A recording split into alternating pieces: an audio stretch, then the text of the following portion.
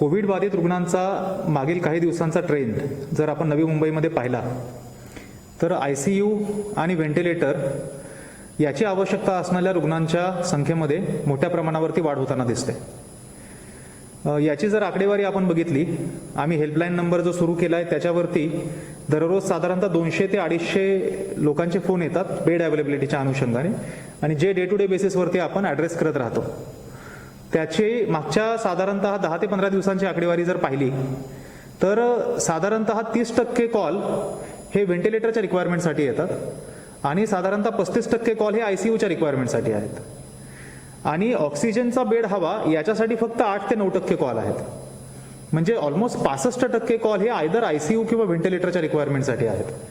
हे कॉल येतात ते कोविड केअर सेंटरमध्ये जे रुग्ण ॲडमिट आहेत त्यांच्यामधनं येण्याचं प्रमाण 10% कमी आहे. म्हणजे मॅक्झिमम कॉल जे आपल्याला ICU किंवा व्हेंटिलेटरचे येतात ते रुग्ण घरी आहेत आणि घरी त्या रुग्णाची अवस्था खराब झाली आणि त्यामुळं आपल्याला ते कॉल यायला सुरुवात झाली. बेड अवेलेबिलिटी वाढवण्याचा महानगरपालिकेच्या वतीने प्रयत्न केला जातोय, पण एक याच्यामध्ये समजण्यासारखी गोष्ट अशी आहे की एका बाजूला ऑक्सिजन बेडची उपलब्धता आपल्याकडे फार मोठ्या प्रमाणावरती आहे आणि आज रोजी आपल्याकडे साधारणतः 1000 पेक्षा जास्त ऑक्सिजनचे बेड व्हॅकंट आहेत. त्यावेळी त्याची रिक्वायरमेंट असलेले कॉल आपल्याकडे जे येत आहेत ते फक्त 8 ते 9% आहेत. व्हाईल ICU आणि व्हेंटिलेटरची डिमांड एवढी वाढलेली आहे आणि त्यामुळे जरी आपण नवीन ICUचे बेड अवेलेबल करत असलो, फॉर एक्झाम्पल MGMचे आपल्याला आता कामोठ्याचे बेड उपलब्ध व्हायला सुरुवात झाली, त्याचे आपण टप्प्याटप्प्याने 100 पर्यंत पोहोचू. या आठवड्याच्या शेवटपर्यंत 75 आपले सिडको एक्झिबिशनचे बेड्स ICU बेड्स अवेलेबल होतील, 175 पर्यंत आपण पोहोचू. परंतु साधारणतः 60 ते 65% दररोज आपल्याला कॉल हे फक्त ICU आणि व्हेंटिलेटरसाठी येत असतील तर आपण सप्लाय किती जरी वाढवला ICU आणि व्हेंटिलेटरचा तरी सुद्धा आपल्याला त्यामध्ये ही आजची जी अडचण दिसते की फार मोठ्या प्रमाणावरती कॉल येत आहेत ती परिस्थिती तशीच राहू शकेल. ही राहू नये याच्यासाठी काही गोष्टी आपल्याला आवश्यक आहेत आणि त्याच्यामध्ये नागरिकांनी फार जबाबदारीने वागणं गरजेचं आहे. त्या दृष्टिकोनातून मी आपल्याशी संवाद साधतोय. कोविड प्रोटोकॉल जर बघितला ट्रीटमेंटचा तर कोविड व्यक्ती ही पॉझिटिव्ह आल्यानंतर ती आयसोलेट केली जाते. आयसोलेट केली जाते त्यावेळी आज पॉझिटिव्ह आलो आणि लगेच मला सॅच्युरेशन कमी झालं असं फार कमी लोकांमध्ये होतं, रेअर केसमध्ये होतं. शक्यतो पॉझिटिव्ह आल्यानंतर म्हणजे सिम्पटम डेव्हलप झाल्यानंतर त्याची सिच्युएशन डिटेरिएट होईपर्यंत काही कालावधी आपल्याला मिळतो. बऱ्याच लोकांच्या बाबतीत तर पॉझिटिव्ह आले त्यावेळी सिम्पटम नसू शकतात, नंतर सिम्पटम डेव्हलप होतात. त्यामुळे आयसोलेट झाल्यानंतर पहिल्यांदा नॉर्मल बेडला ती व्यक्ती राहते. त्यापैकी काही लोकांना जर त्यांचं सॅच्युरेशन ड्रॉप झालं तर त्यांना ऑक्सिजन बेडला शिफ्ट केलं जातं, ऑक्सिजन बेडवरती ट्रीटमेंट दिली जाते. आणि त्यापैकी काही लोकांना जर परिस्थिती पुढे खालावली तर त्यांना ICUचा बेड उपलब्ध करून दिला जातो आणि त्यापैकी अगदी 2 किंवा 3% लोक असतील ज्यांना परिस्थिती आणखी खालावल्यामुळे किंवा क्रिटिकल कंडिशन असल्यामुळे व्हेंटिलेटरची उपलब्धता करून द्यावी लागते. काही आता अनुभव जे येत आहेत ICU आणि व्हेंटिलेटरची मागणी वाढण्याचं कारण जे आहे, पॉझिटिव्ह आल्यानंतर जी व्यक्ती होम आयसोलेट झालेली आहे ती व्यक्ती लवकर फॅसिलिटीमध्ये रिपोर्ट न झाल्यामुळे सॅच्युरेशन त्या व्यक्तीचं एवढं ड्रॉप होतं की नॉर्मल बेड किंवा ऑक्सिजन बेड ह्या सगळ्या 2-3 स्टेप ड्रॉप करून आणि काही वेळा तर इव्हन ICUची स्टेप ड्रॉप करून घरून रेफर झालेला पेशंट डायरेक्ट व्हेंटिलेटरवरती घ्यावा लागतो आणि अशा कंडिशनमध्ये अशा पेशंटला रिकवर करण्याचे चान्सेस कमी होत राहतात. आपण डॉक्टरांना सुद्धा थोडा वेळ देणं गरजेचं आहे सो दॅट पेशंट रिकवर होऊ शकेल. ही जी साधारणतः पार्श्वभूमी आज रोजी दिसते त्याच्यामध्ये मार्ग काढण्यासाठी 1-2 फार महत्वाचे मुद्दे आहेत जे नागरिकांनी लक्षात घेणं गरजेचं आहे. एक सर्वात महत्वाचा मुद्दा म्हणजे anything apart from normal situation. म्हणजे आज एक नॉर्मल निरोगी व्यक्ती जशा पद्धतीने असू शकतील त्यापेक्षा काही जरी वेगळं वाटलं, बी it any kind of symptom, कितीही छोटं तुम्हाला त्यामध्ये ते लक्षण वाटलं की नॉर्मलपेक्षा काहीतरी वेगळं आहे, इमिडिएट टेस्ट करून घेणं गरजेचं आहे. टेस्टिंग अवॉइड करणं फार घातक ठरू शकतं.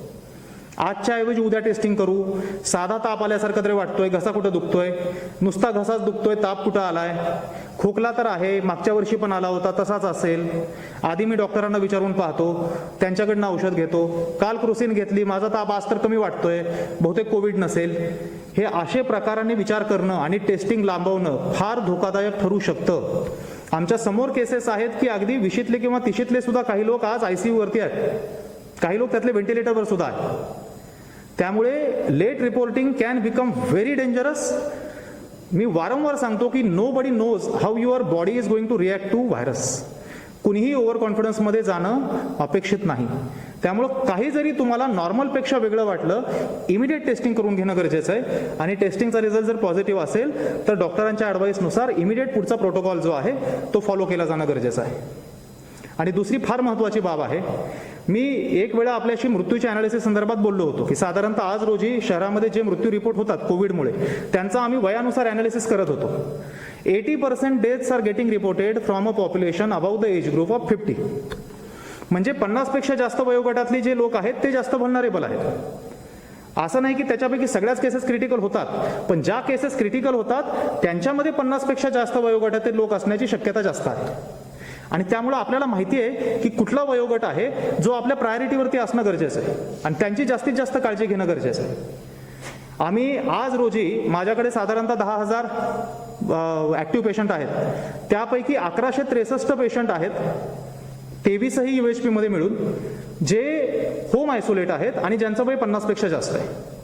आम्ही UHPच्या मेडिकल ऑफिसरला टार्गेट दिलेले आहेत की हे जे 1163 पेशंट आहेत ह्या सर्व पेशंटला डेली बेसिसवर फॉलोअप घेतला जावा, रिपीट घेतला जावा. काही वेळी पेशंट इरिटेट होतात की वारंवार का फोन करतात, बट दॅट इज ओके. कारण त्यातलेच काही पेशंट आज क्रिटिकल होऊन 60 किंवा 70 आयसोलेशन सॅच्युरेशन ड्रॉप झाल्यानंतर डायरेक्ट ICU साठी फोन करतात. आणि ते जर अवॉइड करायचं असेल तर त्यांचा रिपीटेड फॉलोअप होणं गरजेचं आहे. त्यामुळे नागरिकांना माझी विनंती आहे, जर रिपीटेड फॉलोअप असेल तर कृपया यंत्रणेसोबत आपण सहकार्य करावं. त्याचबरोबर दररोज जे पॉझिटिव्ह निघणारे पेशंट आहेत, because that is a addition to active patient. दररोज साधारणतः 1000 पेशंट जर पॉझिटिव्ह निघाले तर त्या 1000 पैकी 30% पकडू आपण, म्हणजे साधारणतः 300 पेशंट असतील जे 50 वयोगटाच्या पुढचे आहेत. आता 300 ही संख्या आम्हाला मॅनेज करायला कठीण नाही. आम्ही 300ही पेशंटला आमच्या संस्थेमध्ये ॲडमिट करू शकतो. सिडको एक्झिबिशन सेंटरमध्ये 500पेक्षा जास्त खाटा आज रोजी ऑक्सिजनच्या खाली आहेत. त्या ठिकाणी त्यांना आपण दाखल करून घेऊ शकतो. सर्व मेडिकल ऑफिसरला सूचना देण्यात आलेल्या आहेत, 50पेक्षा जास्त वयोगटाची व्यक्ती पॉझिटिव्हली असेल तर त्यांना कंपल्सरीली सिडको एक्झिबिशन सेंटरमध्ये आयसोलेट करण्यासाठी आग्रह धरावा. मात्र असं करून सुद्धा बरेचसे नागरिक प्रेफर करतात होम आयसोलेशन आणि तिथून पुढे अडचणीला सुरुवात होते. होम आयसोलेशन करण्यामध्ये चुकीचं काही नाही, गाईडलाईननुसार होम आयसोलेशन परमिसिबल आहे. मात्र home isolation is permissible subject to some condition, आणि त्या कंडिशन काय आहेत ह्या समजून घेणं गरजेचं आहे. आणि त्या पालन नाही केल्या तर त्याची फार मोठी किंमत सुद्धा मोजावी लागते काही लोकांना. त्यामुळे होम आयसोलेट जर करायचंच असेल तर आपण कंपल्सरीली आपले जे फिजिशियन आहेत त्यांच्या सल्ल्यानुसारच केलं पाहिजे. आपल्या सिम्पटमकडं फार बारकाईने लक्ष दिलं पाहिजे. दर 2 तासाला किंवा 4 तासाला आपल्या प्रकृतीनुसार फिजिशियनच्या ॲडवाईसनुसार सॅच्युरेशन मोजला गेला पाहिजे. 95 पेक्षा खाली एक जरी आपला पॉईंट आला, म्हणजे 94 जरी सॅच्युरेशन आला तर इमिडिएट डॉक्टरला विचारून आपण हॉस्पिटलाइज झालं पाहिजे. हे जे काही प्रोटोकॉल आहेत आणि याचबरोबर काही टेस्ट आहेत ज्या आपल्याला 50+ किंवा कोमॉर्बिड लोकांच्या बाबतीमध्ये महत्त्वाच्या राहतात, त्या टेस्ट पण करून घेणं गरजेचं आहे. ह्या ज्या काही टर्म्स अँड कंडिशन आहेत याला अधीन राहून होम आयसोलेशन आणणं अपेक्षित आहे. आता प्रत्येक नागरिकाने स्वतःला विचारायचं, आपण जर आयसोलेटेड असू तर आपण ह्या सगळ्या टर्म्स अँड कंडिशन पूर्ण करू शकतो का, आणि मगच आपण निर्णय घ्यावा की मी जर 50+ असेल तर मी होम आयसोलेट व्हायचं किंवा नाही. माझी सर्व नागरिकांना विनंती आहे की Covid crisis is very difficult to manage. त्याचे अनेक कंगोरे आहेत. We are trying to do everything we can. पण जर ह्याच्यामध्ये खऱ्या अर्थाने आपल्याला हे जे क्रिटिकॅलिटी जी आहे ती जर रोखायची असेल तर एक इमिडिएट आपण वयोगट काही असो इमिडिएट टेस्ट करणं गरजेचं आहे. अगदी 20 किंवा 30 वयोगटातली मुलं सुद्धा ज्यांचा काही जरी सिम्पटम असेल इमिडिएट टेस्ट करणं गरजेचं आहे आणि प्रोटोकॉलनुसार पुढची कार्यवाही करणं गरजेचं आहे. आणि 50+ पॉप्युलेशन जर कुणी पॉझिटिव्ह आढळलं तर त्यांनी कृपया संस्थात्मक विलगीकरणाचा पर्याय, म्हणजे आयदर कॉर्पोरेशनची जी विलगीकरणाची फॅसिलिटी आहे सिडको एक्झिबिशन सेंटर सारखी त्या ठिकाणी, किंवा खासगी कुठली फॅसिलिटी त्यांच्या प्रेफरेबलची असेल त्या ठिकाणी विलगीकरण करणं गरजेचं आहे. ह्या 2 गोष्टी केल्या तर मला विश्वास आहे की आपण ICU व्हेंटिलेटरची संख्या वाढवतोय, परंतु अनिर्बंध पद्धतीने जर घरी जे पेशंट बॅड होतात आणि त्याच्यानंतर ICU किंवा व्हेंटिलेटरसाठी धावाधाव करावी लागते, त्याची आपल्याला संख्या बऱ्याच अंशी कमी करण्यामध्ये यश मिळेल आणि पुढची क्रिटिकॅलिटी जी आहे ती पण कमी करण्यामध्ये यश मिळू शकेल.